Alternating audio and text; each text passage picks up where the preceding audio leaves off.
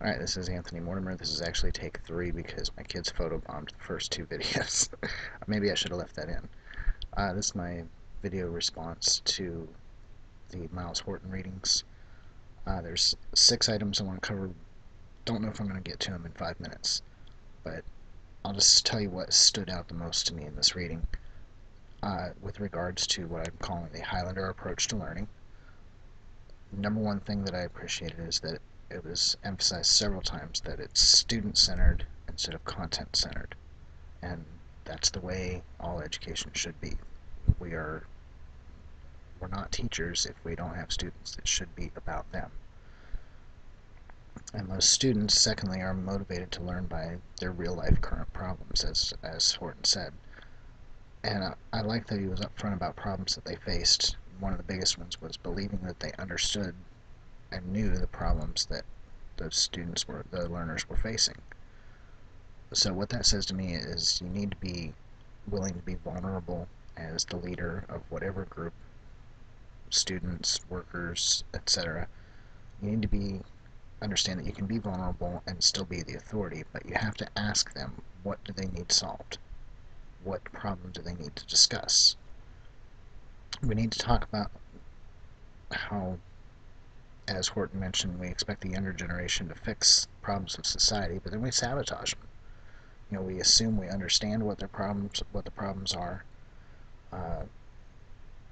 We come across as we have the only solution to the problem, and that we can factory mold all of them into tools to fix the problem with our solution.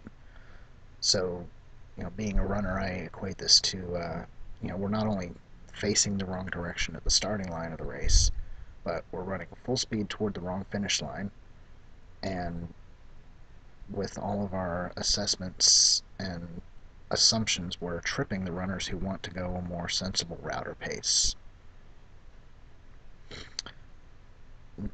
The other thing about the Highlander approach that I liked is that the way they gathered their community of learners, it was enabling the voices that have been marginalized to have their ideas heard. I see this all the time. On the ship we'll have a captain's call, which is where the captain gets together with the whole crew, and it's supposed to be a question and answer period. They can ask anything they want.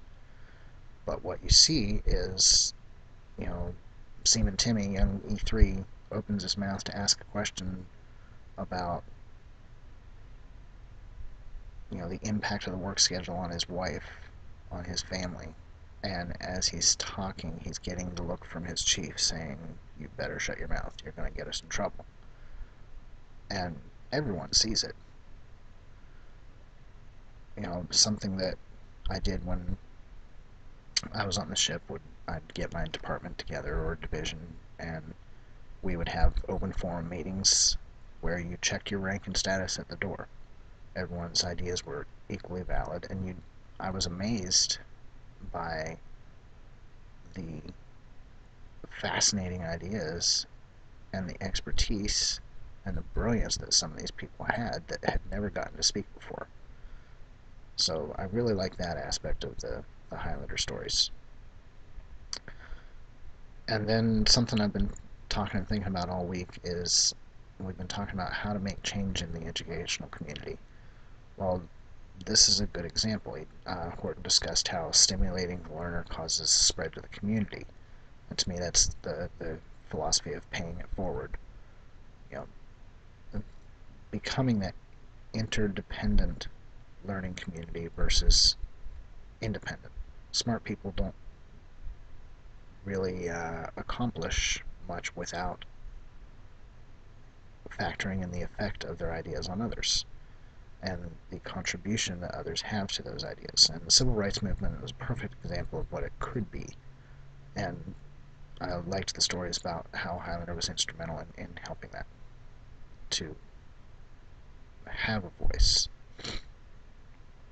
And then I'll have to skip the 6th point and finish up with the 5th one here when he talks about, are we educating or are we certifying?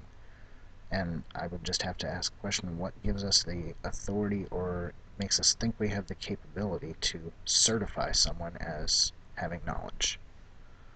So I am out of time, so that's what I have for now.